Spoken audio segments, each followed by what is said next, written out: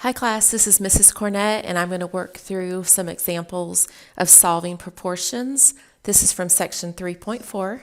The first thing I want you to know is that it's important to be able to recognize what a proportion is and what a proportion is not. Okay, in this chapter we have solved equations with fractions, but they've looked something like this. 4/5 plus 1/5 y equals 3. Okay, this is not a proportion. This is an equation that happens to have fractions in it. And so what I'm going to teach you today, it only applies to equations where it's a fraction equals a fraction. If you take a look at these problems 33 through 44, each of them are in that same format. A fraction equals a fraction. So let's go ahead and get started. I'm not going to work all of these. These are straight from your textbook, and I have answers posted on Moodle, but I do want to work out a few of these. Take a look at number 33. 33 is the fraction 5/3 equals 20 over y. In my opinion, the best method is to cross multiply. We're going to connect the 5 with the y and then draw an x from the 20 to the 3. What that represents is we're going to multiply down those diagonal lines. We're going to get 5y equals 20 times 3, which is 60. Now you have the very easy equation 5y equals 60. To solve for y, divide by 5 on both sides to get y equals 12.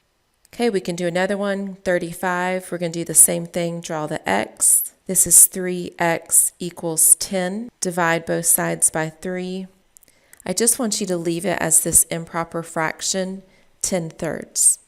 Let me jump over on the other side of the screen to number 36. When we draw the cross multiply x, this is 2t equals 4 times 25, which is 100. Now we'll divide both sides by 2 to get t equals 50. Okay, take a look at 38. This is 10y equals 25 times 12 is 300. Divide both sides by 10 and y equals 30. Okay, come back over to the left side and let's work number 39 with these decimals. You can use your calculator in this chapter, and I strongly encourage that you do.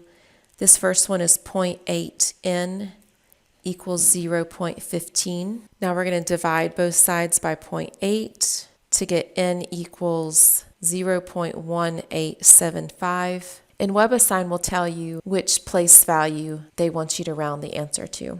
Okay, let's look at a problem like 41. This now has a binomial that we're going to multiply by.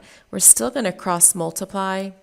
It's just going to look slightly different. It's now going to look like 10, and then I'm going to draw a parentheses around the binomial x plus 1 equals 15. Now, instead of just going straight through and dividing by 10, we need to first use the distributive property to get 10x plus 10 equals 15. Now, this is a two-step equation, so we'll have to do a little bit more work.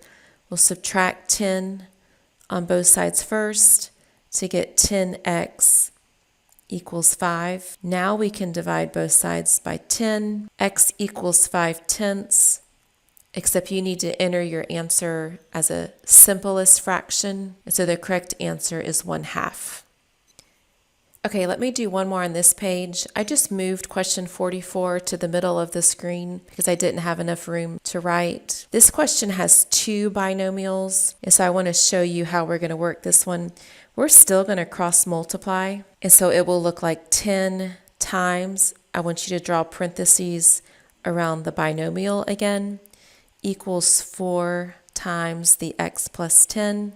Now use the distributive property on both sides to get 10x minus 20 equals 4x plus 40. And now we'll just go through the steps of solving for x. I'm going to subtract 4x from both sides. That will give me 6x minus 20 equals 40. Now add 20 to both sides. 6x equals 60. And when you divide both sides by 6, x equals 10.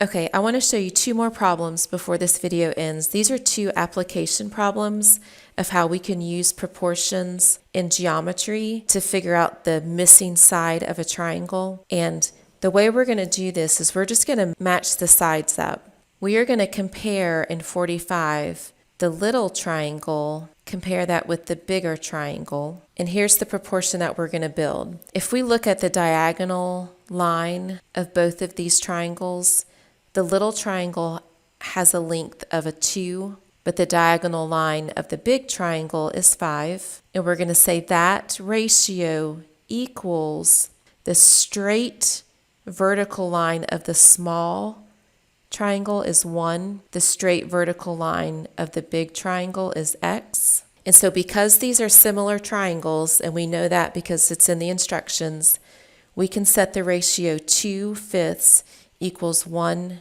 over x. Now we can cross multiply to get 2x equals 5. Divide both sides by 2 to get x equals 5/2. Okay, we'll do the same thing with 46. We'll compare the little triangle to the big triangle. This time I'm going to start with that straight horizontal line. I'm going to compare the ratio 5 to x because those are both the horizontal lines. So I'm going to say 5 over x. And notice that I put the 5 in the numerator because that's the value that goes with the small triangle and the x goes with the big triangle. Equals, now I want to compare that diagonal length. The little triangle has a diagonal length of 3. The big triangle has a diagonal length of 6. So we have created the proportion 5 over x equals 3 over 6. Now we'll cross multiply to get 3x equals 30. Divide both sides by 3 to get x equals 10. These are all the examples for this video. I hope this has helped. Please ask questions if you're confused about this, and have a great day.